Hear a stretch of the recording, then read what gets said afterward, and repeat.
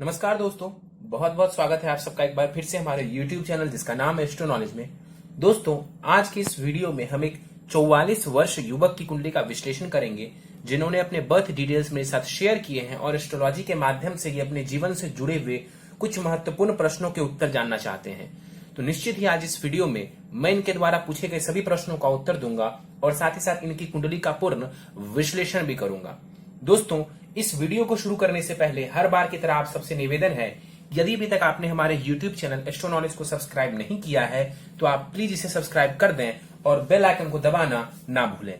साथ ही साथ दोस्तों, यदि आप सब भी इसी प्रकार अपनी कुंडली का विश्लेषण करवाना चाहते हैं या फिर मुझसे संपर्क करना चाहते हैं तो स्क्रीन पर फ्लैश हो रहे व्हाट्सएप नंबर के ऊपर आप मुझसे संपर्क कर सकते हैं और ज्यादा जानकारी के लिए आप नीचे डिस्क्रिप्शन बॉक्स को भी चेक कर सकते हैं।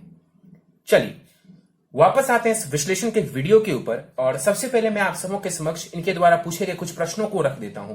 फ्यूचर के बारे में जानना चाहते हैं, स्वास्थ्य को लेकर के सवाल पूछा है, धन संचय को लेकर के इन्होंने प्रश्न पूछा है, बड़ा घर खरीद पाएंगे या फिर नहीं, प्रमोशन को लेकर के, जॉब चेंज को लेकर के, और इसके अलावा इन्होंने और भी कई सारे प्रश्न पूछे हैं जिनका हम आखिर में एक एक करके उत्तर देंगे। लेकिन सबसे पहले चलते हैं दोस्तों इनकी लग्न कुंडली की तरफ। दोस्तों, इनकी लग्न कुंडली हमारे समक्ष और वो प्रारंभ होती है 11 नंबर से। 11 नंबर यानी कि ये कुंडली बन जाती है कुंभ लग्न की और चंद्रमा देव देखें तो वो कन्या राशि में जाकर के विराजमान है, यानी कि इस जातक की कुंडली बनती है यहां पर कुंभ लग्न और कन्या राशि की। कुंभ लग्न यानी कि शनि के द्वारा अधिपत्य किया जाने वाला लग्न। ऐसे लोगों के स्वभाव की बात करें तो आमतौर पर ऐसे लोग दूसरों की मदद करने वाले होते हैं, इंडिपेंडेंट होते हैं और हर वक्त कुछ ना कुछ नया सोचने वाले होते हैं, भविष्य को लेकर के अग्रसर रहते हैं। आमतौर पर देखा गया है कि ऐसे लोग जीवन में थोड़ा संघर्ष करते हैं, जीवन में संघर्ष करते हैं और इसी वजह से ये सफलता भी प्राप्त करते हैं, मेहनती होते हैं और कहीं ना कहीं देखा जाए तो जीवन में ये जो संघर्ष वाली स्थिति है वो बनी रहती है। चलिए लग्न की तरफ हम देखें तो लग्न का जो मान है वो 4 डिग्री का है, तो लग्न के पास जो बलाबल है वो बहुत ज्यादा यहां पर नहीं माना जाएगा। लग्नेश को देखें, लग्नेश शनि बनते हैं, उठ करके छठे भाव में जाकर के बैठे हुए हैं। लग्नेश का छठे भाव में बैठना कई बार बताया है कि ये बहुत अच्छी स्थिति नहीं है। जब हम शनिदेव के ऊपर आएंगे तो डिटेल में चर्चा करेंगे कि शनि इस कुंडली में कैसा प्रभाव दे रहे हैं। लग्न की तरफ पुनः चलते हैं हम। 2 ग्रह शुक्र और बुध यहां पर युति बना करके कुंडली के प्रथम भाव में लग्न में विराजमान है। इस कुंडली में देखा जाए तो शुक्र और बुध दोनों ही कारक ग्रह बनते हैं। शुक्र योग कारक बनता है। क्यों योग कारक बनता है? क्योंकि शुक्र यहां पर सुखेश भी है और भाग्येश भी है, तो एक केंद्र और एक त्रिकोण से मिला हुआ है, तो शुक्र इस कुंडली में योग कारक ग्रह की श्रेणी में आएंगे और जाकर के जो शुक्र है वो लग्न में विराजमान है। सुखेश लग्न में बैठ गया, भाग्येश लग्न में बैठ गया, तो निश्चित रूप से ये इस जातक को भाग्यवान बना रहा है। शुक्र इनको भाग्यवान बनाएगा। बुध को देखें तो बुध इस कुंडली में पंचमेश है और साथ ही साथ अष्टमेश है। पंचमेश यानी कि शिक्षा, संतान, लव, रोमांस जहां से देखते हैं उसके स्वामी ग्रह जाकर के लग्न में बैठे हुए, तो कहीं ना कहीं इनको यहां पर बैठा हुआ बुध बुद्धि देने वाला होगा, इंटेलिजेंट बनाने वाला होगा। लग्न में बैठ करके ये दोनों ही ग्रह लक्ष्मी नारायण योग का निर्माण कर रहे हैं। लक्ष्मी नारायण योग का निर्माण लग्न में हो रहा है। निश्चित रूप से ये आपको जीवन में धन धान्य सब कुछ देने वाला होगा। यहां पर शुक्र की बात करें, 8 डिग्री का शुक्र है, कुमार अवस्था का शुक्र यहां पर 50% बलाबल के साथ लग्न में बैठा हुआ है। यहां पर बैठ करके जो शुक्र देव हैं जीवन में आपको हर प्रकार के भौतिक सुखों को देने वाले होंगे। आप अपने जीवन में हर प्रकार के भौतिक सुख को भोगने वाले होंगे, इसमें कहीं कोई दो राय नहीं है। यहां पर बैठ करके जो शुक्रदेव है दृष्टि डालेंगे सप्तम भाव के ऊपर, तो कहीं ना कहीं पत्नी के साथ जो है संबंधों को ये बढ़िया बनाएंगे, तालमेल बना करके रखेंगे। अब आप कहेंगे कि ये तो शत्रु दृष्टि पड़ रही है। निश्चित रूप से शत्रु दृष्टि पड़ रही है, लेकिन शुक्र इस कुंडली में सबसे ज्यादा कारक ग्रह है, योग कारक ग्रह है, तो वो शुभ परिणाम देगा ना कि खराब। और भाग्येश लग्न में बैठा हुआ है, तो कहीं ना कहीं शुक्र आपको जो है भाग्य से जुड़ा हुआ पूरा सहयोग देगा। बुध को देखें, यहां पर बैठ करके बुध 18 डिग्री के बुध हैं, पूरे बलाबल के साथ युवावस्था का बुध यहां पर बैठा हुआ है। हर प्रकार से यहां पर बुध आपको लाभ देने वाला है। बुध देखिए अष्टमेश भी है, लग्न में जाकर के बैठे हुए। थोड़ी सी नर्वसनेस की परेशानी और नर्व से जुड़ी हुई परेशानी ये देता है, उसका आपको ध्यान रखना चाहिए। लेकिन फिर भी मैं बोलता हूं कारक है इस कुंडली में बुध भी, यहां पर बैठ करके ये भी आपको लाभ ही करवाएंगे, नुकसान नहीं देंगे। यहां पर देखा जाए बुध की दृष्टि भी सप्तम भाव के ऊपर पड़ेगी, कहीं ना कहीं कम्युनिकेशन स्किल्स को ये बेहतर करने वाला होगा। पत्नी के साथ खास करके कम्युनिकेशन स्किल्स को ये बेहतर करने वाला होगा। चलिए आगे बढ़ते हैं, चलते हैं द्वितीय भाव की तरफ। सूर्य यहां पर देखा जाए विराजमान है और यहां पर जो सूर्य है वो 2 डिग्री के साथ बैठे हुए हैं। बल बहुत कम हो जाता है सूर्य का, यहां पर मृत अवस्था के सूर्य हैं। यहां पर इस कुंडली में सूर्य कौन है तो सप्तमेश है। सप्तम भाव यानी कि आपके विवाह का भाव, आपके पार्टनरशिप का भाव। तो विवाह और पत्नी के भाव के स्वामी ग्रह सूर्य द्वितीय भाव में जाकर के बैठे हुए हैं, तो कहीं ना कहीं पत्नी की तरफ से धन लाभ की स्थिति देखने को मिल सकती है। यहां पर सूर्य षडाष्टक दोष बना रहे हैं। षडाष्टक दोष का मतलब है कि इस भाव से सूर्य 8 घर इधर और 6 घर इधर, 6-8 का संबंध बनाकर के सूर्य यहां पर विराजमान है। इसे षडाष्टक दोष कहते हैं और इस वजह से कहीं ना कहीं पत्नी का जो स्वास्थ्य है वो थोड़ा सा खराब रह सकता है, इसलिए आपको उनका ध्यान रखने की आवश्यकता पड़ेगी। द्वितीय भाव में सूर्य बैठे हुए हैं, कहीं ना कहीं ये वाणी को उग्र कर देते हैं। सूर्य वाणी को उग्र कर देते हैं, इसका आपको ध्यान रखने की आवश्यकता है। इस कुंडली में सूर्य कारक ग्रह नहीं है, सूर्य सप्तमेश है, कारक ग्रह नहीं है। वो द्वितीय भाव में आकर के बैठे हुए हैं, कहीं ना कहीं परिवार के साथ संबंधों को बढ़िया बना करके रखने की आवश्यकता है, नहीं तो थोड़ी परेशानी देखने को मिल सकती है। यहां पर बैठा हुआ जो सूर्य है आपको धन वगैरह का लाभ देने वाला होगा, पैतृक संपत्ति वगैरह से भी ये लाभ देंगे, लेकिन स्ट्रगल के साथ। अब आप कहेंगे स्ट्रगल के साथ क्यों? क्योंकि ये कारक नहीं है इस कुंडली में, सूर्य कारक नहीं है इस कुंडली में, इसलिए मृत है। फिर भी जो भी दृष्टि पड़ेगी, जो भी दृष्टि का बल होगा, अष्टम भाव को देखेंगे तो वहां पर देख करके भी आपको ये ज्ञान देंगे। अष्टम भाव से जो है डीप नॉलेज को हम देखते हैं तो इनसे जुड़ा हुआ भी ये आपको लाभ देने वाला होगा। चलिए आगे बढ़ते हैं, चलते हैं कुंडली के तीसरे भाव की तरफ। यहां पर गुरु और केतु युति बना करके विराजमान है और राहु की दृष्टि गुरु के ऊपर पड़ रही है। यहां पर देखा जाए गुरु और केतु की युति यानी कि गुरु चांडाल दोष कुंडली के तीसरे भाव में बन रहा है। गुरु इस कुंडली में कौन है देखा जाए तो वो धनेश है और वो लाभेश है, यानी कि इस कुंडली में कुंभ लग्न की कुंडली में जो गुरु है वो धन का कारक ग्रह है। दोनों ही जो धन से जुड़े हुए भाव है यानी कि धन भाव और लाभ का स्थान वो गुरु के अधिपत्य में आ रहा है और गुरु यहां पर केतु के साथ तीसरे भाव में बैठे हुए हैं और गुरु चांडाल दोष का निर्माण कर रहे हैं। तो ये वीक पॉइंट बनता है। देखिए धन भाव का स्वामी ग्रह बैठ गया मेहनत साहस पराक्रम के भाव में, तो निश्चित रूप से ये आपको मेहनत के बाद ही धन देगा। आप मेहनत करेंगे तो धन आप जरूर कमाएंगे, इसमें कहीं कोई दो राय नहीं है, लेकिन मेहनत करने के बाद आपको धन देखने को मिलेगा। गुरु चांडाल दोष बन रहा है यहां पर द्वितीय भाव, यानी कि मैंने बताया था कि द्वितीय भाव जो होता है वो धन का भाव होता है, कुटुंब का भाव होता है, फैमिली को भी हम द्वितीय भाव से देखते हैं। उसके स्वामी ग्रह तीसरे भाव में जाकर के चांडाल दोष बना रहे थे, तो कहीं ना कहीं परिवार का जो सहयोग है और परिवार के साथ जो सामंजस्य है उसमें थोड़ी कमी देखने को मिल सकती है, कारण गुरु का यहां पर चांडाल दोष बनाना। देखा जाए यहां पर तीसरे भाव में बैठ करके गुरु निश्चित रूप से जो है आपको साहसी पराक्रमी बनाएंगे, इसमें कहीं कोई दो राय नहीं है। मंगल के साथ तात्कालिक मैत्री में है तो मेहनत पराक्रम के बाद ये आपको बढ़िया रिजल्ट देगा। 4 डिग्री का गुरु है, बाल अवस्था का है ये गुरु, बहुत ज्यादा बलाबल गुरु के पास मौजूद नहीं है।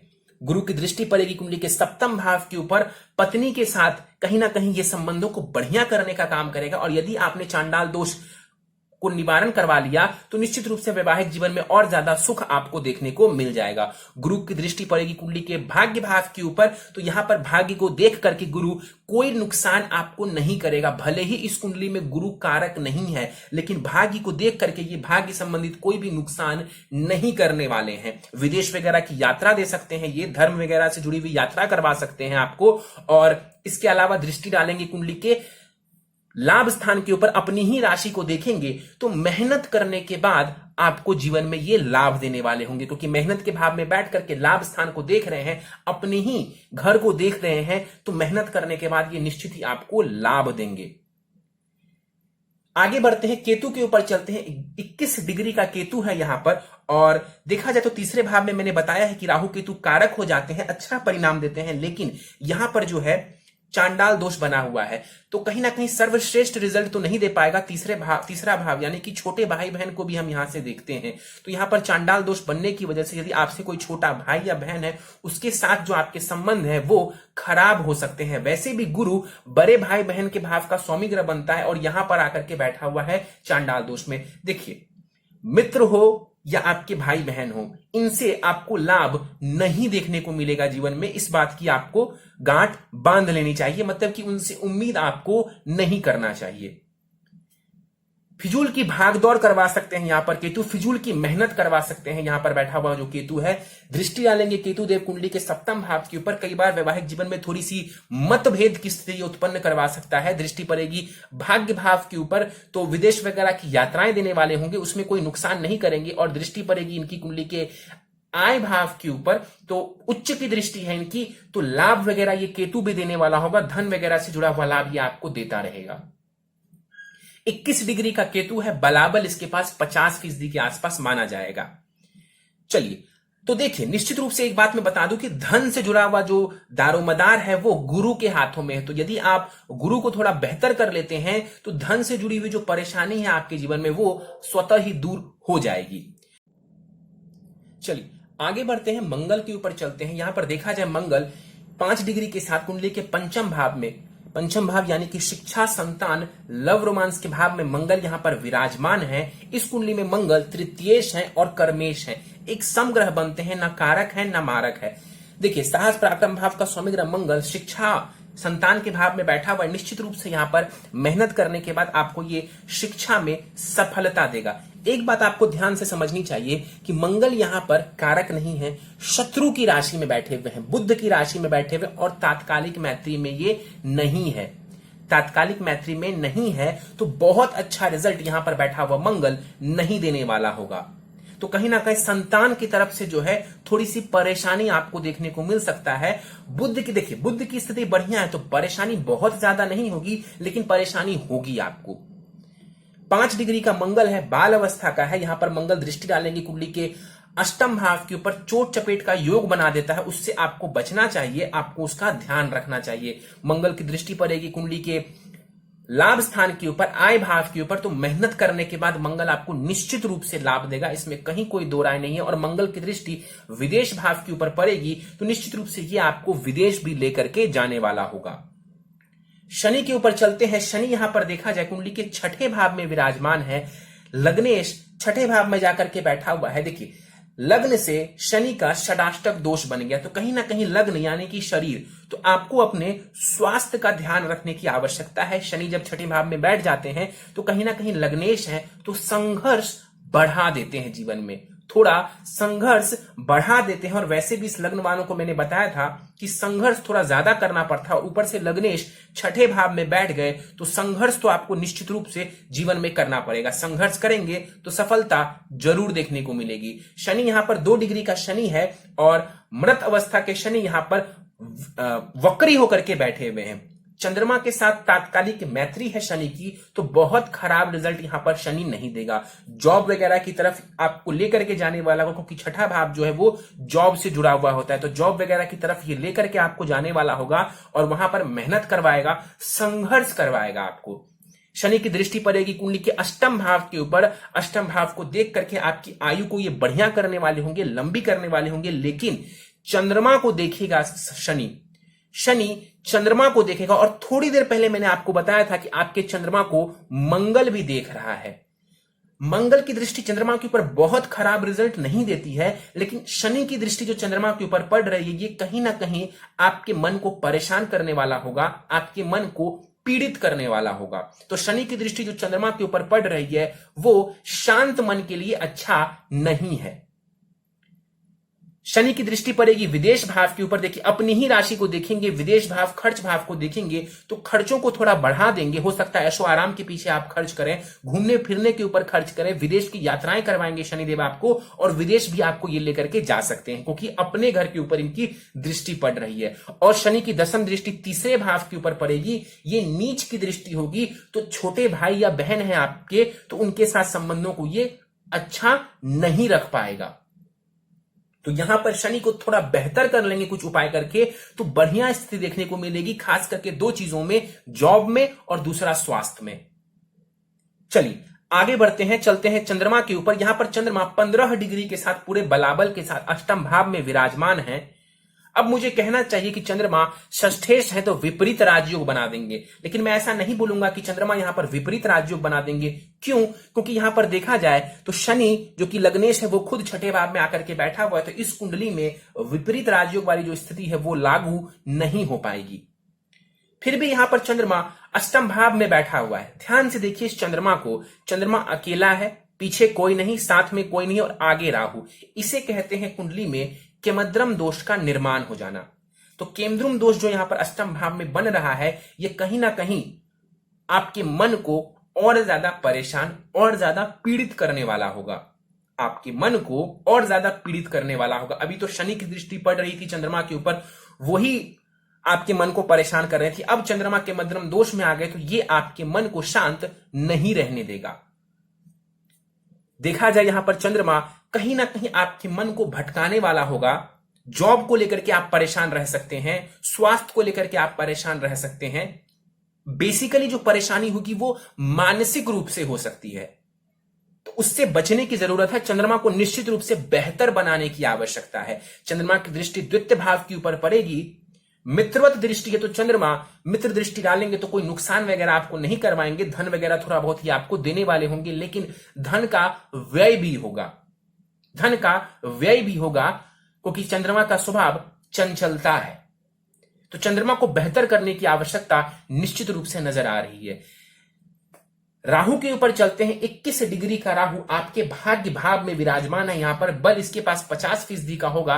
भाग्य भाव में जाकर के राहु विराजमान है, शुक्र की राशि में, मित्र के घर में बैठे हुए हैं और शुक्र लग्न में ही विराजमान है। तो यहां पर राहु योग कारक ग्रह की तरह परिणाम देंगे। किस ग्रह की तरह? तो योग कारक। तो आपकी कुंडली में राहु बहुत बढ़िया माना जाएगा। भाग्य भाव में बैठ करके राहु कहीं ना कहीं आपके भाग्य से जुड़ी हुई उन्नति आपको देगा। 42वें वर्ष के बाद या 42वें वर्ष के आसपास राहु आपको विशेष रूप से जो है लाभ देने वाला होगा। 42 इयर्स के बाद जो है राहु आपको बहुत ज्यादा जीवन में लाभ देने वाला होगा। यहां पर बैठ करके राहु आपको विदेश की खूब सारी यात्राएं करवाने वाला होगा। यहां पर बैठ करके राहु दृष्टि डालेगा लग्न के ऊपर, आपको ये टेक्निकल क्षेत्रों से जोड़ सकता है, आपके दिमाग को ये शार्प करने वाला होगा, आपके ब्रेन को ये शार्प करने वाला होगा। जो चीज दूसरे लोग नहीं सोच पाएंगे वो आप सोच सकते हैं, मतलब कि out of the box thinking आपकी हो सकती है। राहु की दृष्टि पड़ेगी कुंडली के तीसरे भाव के ऊपर। मित्रवत दृष्टि नहीं है, मेहनत पराक्रम और संघर्ष को ये बढ़ाने वाला होगा, दौड़ भाग को ये बढ़ा देगा। छोटे भाई बहन के साथ संबंधों को ये बहुत बेहतर नहीं बना पाएगा। और राहु की दृष्टि पड़ेगी कुंडली के पंचम भाव के ऊपर, उच्च की दृष्टि पड़ेगी तो यहां पर ये आपको शिक्षा संतान संबंधित लाभ ही करवाएंगे, नुकसान नहीं कराएंगे। तो राहु आपका बढ़िया है। चलिए, तो ये था आपकी कुंडली में ग्रहों का विश्लेषण। दशाओं के ऊपर बात करते हैं तो अभी आपको गुरु की महादशा चल रही है, जिसकी महादशा आपको 23 अप्रैल 2023 तक चलने वाली। गुरु इस कुंडली में कारक नहीं होते हैं, तो ये जो दशा है कोई बहुत जबरदस्त दशा नहीं है आपके लिए। 2023 में आपको शनि की महादशा आएगी। अप्रैल 2023 में संघर्ष के साथ ही सही शनि की महादशा आपके लिए बढ़िया रिजल्ट देने वाला होगा। अभी आपको गुरु की महादशा में मंगल की अंतरदशा चल रही है, जो कि 29 नवंबर 2020 तक रहने वाली है। तो ये समय थोड़ा सूझबूझ से काम लेने वाला है। सूझबूझ से काम लेकर के आप इस समय को जो है बढ़िया बना सकते हैं। कुछ उपाय वगैरह करके आप इस समय से लाभ ले सकते हैं। चलिए सीधे प्रश्नों के ऊपर चलते हैं। फ्यूचर कैसा रहेगा? निश्चित रूप से शनि की महादशा आपके लिए बढ़िया रहेगी, लेकिन मैं दोहरा देता हूं, संघर्ष बना रहेगा। संघर्ष से आपको दूर नहीं भागना है, संघर्ष करते रहेंगे, मैदान में टिके रहेंगे, खूब आगे बढ़ेंगे, उसमें कहीं कोई दिक्कत परेशानी नहीं है। इसके बाद आपने पूछा है स्वास्थ्य कैसा रहेगा। मैंने बताया कि शनि का यहां पर बैठना बहुत अच्छी स्थिति नहीं है और रोग भाव के स्वामी ग्रह चंद्रमा का अष्टम भाव में बैठना वो भी बहुत अच्छा नहीं है। कहीं ना कहीं हड्डियों से जुड़ी हुई परेशानी देखने को मिल सकती है, उससे आपको बचना चाहिए। और मानसिक परेशानी तो चंद्रमा दे ही रहा है, तो शनि की दशा में कहीं ना कहीं ज्वाइंट्स और बोन्स, इसका आपको खास करके ध्यान रखने की आवश्यकता पड़ेगी। धन संचय के योग के बारे में आपने पूछा है। मैंने बताया था यहां पर धन भाव के स्वामी ग्रह बनते हैं यहां पर गुरु, और वो तीसरे भाव में बैठ करके चांडाल दोष बना रहे हैं। चांडाल दोष का निवारण करवा लीजिए, आपका धन संचित होगा और निश्चित रूप से आपको लाभ भी देखने को मिलेगा।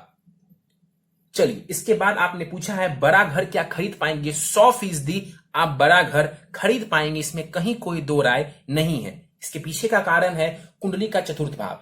चतुर्थ भाव कुंडली का जो है उसके स्वामी ग्रह बनते हैं शुक्र, बहुत ही बढ़िया स्थिति में लग्न में जाकर के विराजमान है। इस बात में कहीं कोई दो राय नहीं है कि आप बड़ा घर नहीं खरीद पाएंगे, आप बिल्कुल खरीद पाएंगे। 3 वर्ष से मुझे प्रमोशन नहीं मिला है, प्रमोशन मिलने के योग कब है। देखिए, पहली बात मैं आपको बता दूं कि अभी कोई ऐसा योग चल नहीं रहा था जो कि आपको प्रमोशन दे। अभी गुरु की महादशा में मंगल की अंतरदशा जरूर चल रही है और मंगल आपके कर्मेश है, यानी कि करियर प्रोफेशन भाव के स्वामी ग्रह है। देखिए, योग तो इस साल के नवंबर तक भी बना हुआ है, इस साल के नवंबर तक भी योग बना हुआ है, लेकिन गुरु या मंगल इस कुंडली में कोई बहुत कारक ग्रह नहीं बनते हैं। इस कुंडली में कोई बहुत कारक ग्रह नहीं बनते हैं, तो हो सकता है अभी भी आपको करीब 2 वर्षों का, यदि नवंबर तक आपको ये नहीं मिलता है प्रमोशन, तो मन चाहा प्रमोशन या मन चाहा जो जॉब है उसके लिए आपको 2 वर्षों का इंतजार करना पड़ सकता है। इसके बाद आपने पूछा है जॉब चेंज करने का योग कब बन रहा है। नवंबर तक चाहे तो आप कर सकते हैं, इसमें कहीं कोई दिक्कत नहीं है। अगर नवंबर तक नहीं हो पाता है तो फिर आपको 2 वर्ष का इंतजार करना पड़ सकता है या आपको करना चाहिए। फील्ड चेंज करना क्या सही रहेगा, मैनेजमेंट लाइन से टेक्निकल लाइन में जाना कहां तक सही रहेगा। देखिए, आपकी कुंडली जो है यहां पर बुध की स्थिति बढ़िया नजर आ रही है और मैनेजमेंट के लिए देखा जाए तो ये कुंडली ठीक है, बहुत जबरदस्त तो नहीं मैं कहूंगा, लेकिन इस उम्र में टेक्निकल क्षेत्र में स्विच करना वो भी कोई आसान नहीं रहेगा आपके लिए। पहले आप जाते तो टेक्निकल क्षेत्र आपके लिए बढ़िया रिजल्ट देता। क्यों? क्योंकि मंगल जो है, मंगल और शनि, सबसे पहले समझिए तो मंगल और शनि टेक्निकल क्षेत्र की तरफ लेकर के जाते हैं और राहु और शुक्र का भी उसमें कहीं ना कहीं योगदान रहता है। मैंने बताया था, अगर नहीं बताया तो सुन लीजिए, मंगल पंचम भाव में विराजमान है, शिक्षा के भाव में, टेक्निकल क्षेत्र में ये शिक्षा आपको दिलवा सकते थे। और शनि भी छठे भाव में जॉब के भाव में बैठे हुए, तो टेक्निकल क्षेत्र में शिक्षा बढ़िया आपकी रहती है और उससे जुड़ा हुआ जॉब भी आप कर सकते थे। राहु की उच्च की दृष्टि जो मंगल के ऊपर पड़ रही है वो टेक्निकल क्षेत्र में आपको बहुत बढ़िया जो है सफलता दिलवाने वाला होता। तो टेक्निकल क्षेत्र आपके लिए बढ़िया है। और आपके 10वें भाव के स्वामी ग्रह बनते हैं कौन? तो मंगल। तो कहीं ना कहीं टेक्निकल क्षेत्र आपके लिए बढ़िया है, इसमें कहीं कोई दो राय नहीं है। मैनेजमेंट लाइन से टेक्निकल लाइन में यदि आप स्विच कर सकते हैं, इफ इट इज पॉसिबल, तो आप कर लीजिए। प्रैक्टिकली संभव हो तभी करिए, अदरवाइज मत करिए। प्रैक्टिकली पॉसिबल हो तभी करिए, अदरवाइज मत करिए। वैसे मैंने कुंडली देख करके आपको बता दिया है कि हाँ, टेक्निकल क्षेत्र में आपको सफलता है, ऐसा नहीं है कि टेक्निकल क्षेत्र में आपको सफलता नहीं है। ऐसा करना क्या सही रहेगा? प्रैक्टिकली आप कर सकते हैं तो हां, ऐसा करना सही रहेगा। इसके बाद इन्होंने पूछा है फॉरेन जाने के योग आगे हैं क्या? बिल्कुल है, अभी भी चल रहे हैं फॉरेन जाने के योग और आपको विदेश जाने से लाभ भी है।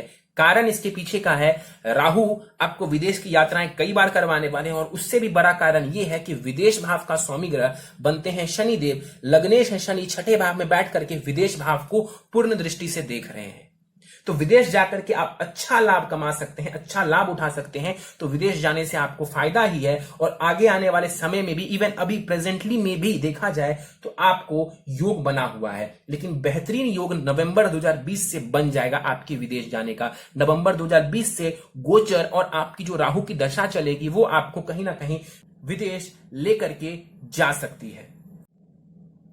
इसके बाद इन्होंने पूछा है स्मरण शक्ति कमजोर होने के कारण ऑफिस में प्रॉब्लम होती है, इसका उपाय।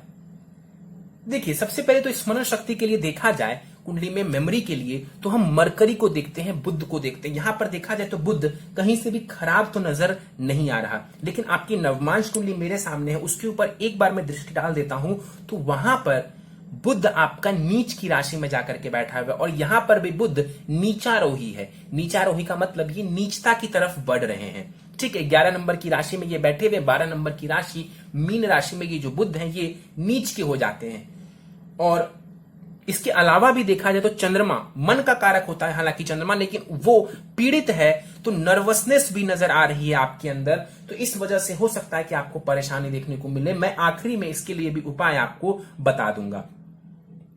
इसके बाद इन्होंने पूछा क्या पैतृक संपत्ति मुझे मिलेगी या फिर उसका बंटवारा होगा।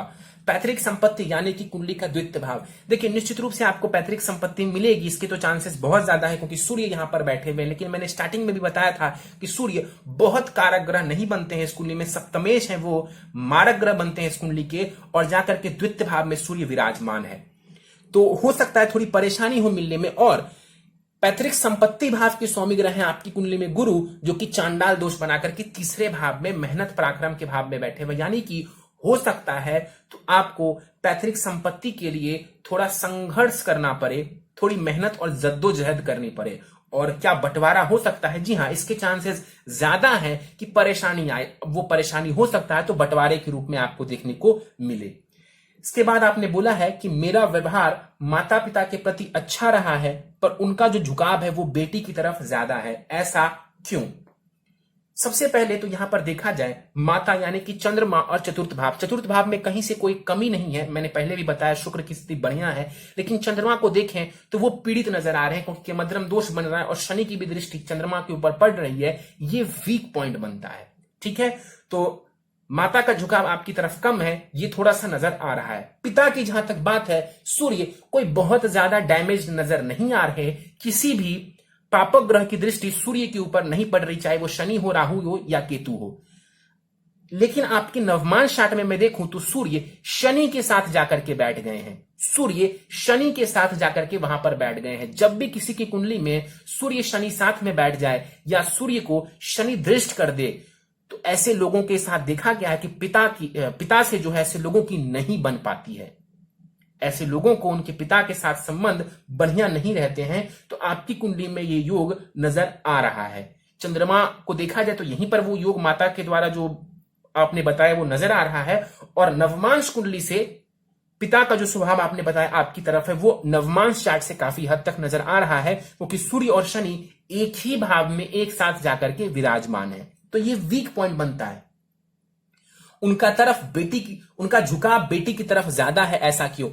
हो सकता है आपकी बहन की कुंडली में ऐसा कुछ हो कि उनको पेरेंट्स का सपोर्ट ज्यादा देखने को मिल रहा है। आपकी कुंडली में ये योग थोड़े से वीक पड़ रहे हैं। ठीक है, और अगला प्रश्न आपने पूछा है कुंडली के दोष एवं योग। तो एक दोष जो बन रहा है मेजर, मैंने आपको बताया था चांडाल दोष, और दूसरा चंद्रमा का यहां पर केमद्रम दोष बनना, ये वीक पॉइंट बनता है। योग के बारे में बात करें तो कहीं ना कहीं शुक्र और बुध का वहां पर बैठना बहुत बढ़िया योग है और इससे आपको कई सारे लाभ देखने को मिलेंगे। इसके बाद इन्होंने पूछा है कार लेने के योग अभी हैं या फिर नहीं। देखिए, गुरु की महादशा में मंगल की अंतरदशा चल रही है, कहीं से भी ये ग्रह चतुर्थ भाव को प्रभावित नहीं कर रहे हैं। इसके अलावा गोचर से देखें तो कोई भी मेजर ग्रह का गोचर चतुर्थ भाव को प्रभावित नहीं कर रहा। लेकिन एक बात देखा जाए तो शुक्र अभी वृषभ राशि से ही गोचर कर रहा है। मुझे एग्जैक्ट ध्यान नहीं है कि ये कब तक वृषभ राशि में रहेंगे, तो आप एक बार चेक कर लीजिएगा कि शुक्र जो है वो वृषभ राशि में कब तक विराजमान है। जब तक शुक्र विराजमान है तब तक निश्चित रूप से आपकी कुंडली में कार लेने का योग बना हुआ है, आप उसको आराम से ऑनलाइन चेक कर सकते हैं। इसके बाद इन्होंने पूछा है किस रंग की कार ले सकते हैं। देखिए, आपकी कुंडली के अनुसार जो सबसे बेस्ट कलर नजर आ रहा है वो है या तो सफेद या तो पिंक, कारण शुक्र। इससे जुड़ा हुआ यदि आप कोई भी रंग लेते हैं, इससे जुड़ा हुआ यदि आप कोई भी सामान लेते हैं, माफ करिए, तो आपको बहुत ज्यादा लाभ देखने को मिलेगा। किस तारीख पर लें, तारीख तो ऐसा कुछ नहीं है, लेकिन आप इस रंग से जुड़ा हुआ लेंगे तो आपको ज्यादा लाभ देखने को मिलेगा। जुलाई और अगस्त में इन्होंने पूछा है कि कोई शुभ तारीख बताएं। देखिए, मुझे अभी कोई मेरे पास वो पत्री नहीं है अभी, और वो हम न्यूमरोलॉजी वगैरह से देख सकते हैं, लेकिन यहां पर मैं फिलहाल उसको नहीं बताने वाला हूं। इसके बाद इन्होंने पूछा है अभी प्रॉपर्टी में इन्वेस्टमेंट कैसा रहेगा। देखिए अभी प्रॉपर्टी में इन्वेस्टमेंट के योग कोई बहुत खास नजर नहीं आ रहे हैं देखा जाए तो, और गोचर वगैरह भी कुछ खास सपोर्ट नहीं कर रहा। शुक्र का जो गोचर मैंने बताया वो बहुत कम समय के लिए है, महीने 2 महीने तक ही रहेगा वृषभ राशि में शुक्र, तो वो आपको देख लेने की आवश्यकता है। अभी प्रॉपर्टी में इन्वेस्टमेंट का कोई बहुत जबरदस्त योग बनता हुआ नजर नहीं आ रहा। इसके बाद इन्होंने बोला है कि बेटे के जन्म के बाद मेरा चिड़चिड़ापन बढ़ गया है, मुझे ऐसा लगता है। इसके पीछे का कारण सूर्य, इसके पीछे का कारण है सूर्य, और कहीं ना कहीं मंगल आपकी कुंडली के पंचम भाव में बैठा हुआ है, तो कहीं ना कहीं हो सकता है तो संतान के साथ कई बार मतभेद की स्थिति देखने को मिले। क्या देखने को मिले? तो मतभेद की स्थिति, यानी कि आपका मत कुछ और हो और आपकी संतान का मत कुछ और हो। संतान बुरी नहीं है ऐसा बिल्कुल मत सोचिए, लेकिन क्या होता है कि जब मंगल यहां पर देखा जाए इस कुंडली में कारक नहीं है, शत्रु राशि में आकर के बैठा हुआ है और तात्कालिक मैत्री में नहीं है, तो अति शत्रुता हो गई। इस वजह से मतभेद की स्थिति आपके और आपकी संतति के बीच में देखने को आपको मिल सकती है। आखिरी प्रश्न है इनका, लोगों पर मैं प्रभाव ठीक से नहीं डाल पाता हूं, कॉन्फिडेंस की कमी है। देखिए निश्चित रूप से यहां पर लग्न को देखा जाए, लग्न चार्ट को देखा जाए तो यहां पर सूर्य मृत अवस्था के हैं, वीक पॉइंट। जब कोई ग्रह मृत होता है तो उसका तत्व आपकी बॉडी में कमजोर पड़ जाता है, तो सूर्य यहां पर मृत अवस्था के हैं। और चंद्रमा बलावल में तो बहुत अच्छे हैं, और ये भी भूल जाइए कि ये अष्टम भाव में है, मैं उसके ऊपर भी कोई टिप्पणी नहीं करूंगा। लेकिन इस चंद्रमा के ऊपर जो शनि की दृष्टि पड़ रही है वो शुभ नहीं है, तो सूर्य और चंद्रमा दोनों के दोनों देखा जाए तो कोई खास आपको लाभ नहीं दे रहे हैं, जिस वजह से कॉन्फिडेंस में कमी आपको देखने को मिल रही है। और ये जो बुध लग्न में बैठा हुआ बहुत अच्छा नजर आ रहा है, ये नीचा हुई है यहां, और आपके नवमांश चार्ट में नीच की ही राशि में जाकर के ये बैठे हुए हैं, तो इसी वजह से कहीं ना कहीं आपको परेशानी देखने को मिल रही है। कुछ उपाय वगैरह मैं आपको बता रहा हूं, उन उपायों को कर लेंगे तो लाभ देखने को आपको मिल जाएगा। उपाय पर जाने से पहले नवमांश कुंडली मेरे सामने है इनकी नवमांश कुंडली के ऊपर हम दृष्टि डालते हैं। आपकी नवमांश कुंडली यहां पर वृश्चिक लग्न की बनती है, लग्न में ही मंगल विराजमान है और सप्तम भाव में गुरु चंद्रमा बैठ करके गज केसरी योग बना रहे हैं, तो निश्चित रूप से ये वैवाहिक जीवन के लिए बढ़िया स्थिति है। जो वीक पॉइंट है D9 का वो ध्यान से सुनिएगा। सूर्य और शनि कर्क राशि में एक साथ बैठे हुए हैं, तो कहीं ना कहीं शनि तो वहां पर वर्गोत्तमी हो गए, इसी राशि में जाकर के वहां पर बैठे हुए, लेकिन सूर्य बहुत पीड़ित हो गए, तो सूर्य वहां कमजोर हो रहे हैं। और एक और वीक पॉइंट मैंने बताया था कि बुध मीन राशि में यानी कि नीच राशि में जाकर के बैठा हुआ है।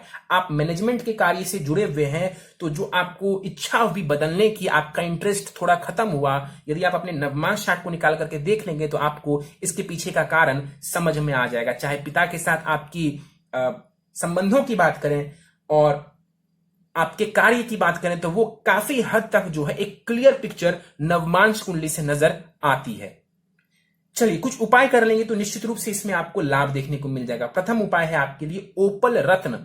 ओपल शुक्रदेव का रत्न है, शुक्र यहां पर 8 डिग्री के साथ बैठे हुए हैं, वैसे भी बल इसके पास अच्छा है, लेकिन आपको चाहिए कि आप इसके बल को और ज्यादा बढ़ा दीजिए ताकि सुख समृद्धि और ज्यादा आपको देखने को मिले। तो करीब 9.25 रत्ती का ओपल दाहिने हाथ की प्रथम उंगली में आपको धारण करना चाहिए, चांदी की अंगूठी में, शुक्ल पक्ष के शुक्रवार की प्रातः काल को। अगला उपाय है चांडाल दोष निवारण पूजा। गुरु केतु चांडाल दोष निवारण पूजा किसी ब्राह्मण के द्वारा आपको करवा लेनी चाहिए, और नित्य ओम ब्रिम बृहस्पतये नमः इस मंत्र का कम से कम 1 माला जाप आपको करना चाहिए।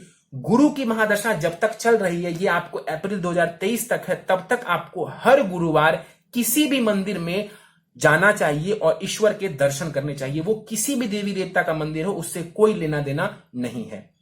अगला उपाय है आपके लिए, बुध आपके इष्ट देव हैं, तो गणेश जी की पूजा आराधना करने से आपको बहुत ज्यादा लाभ देखने को मिलेगा।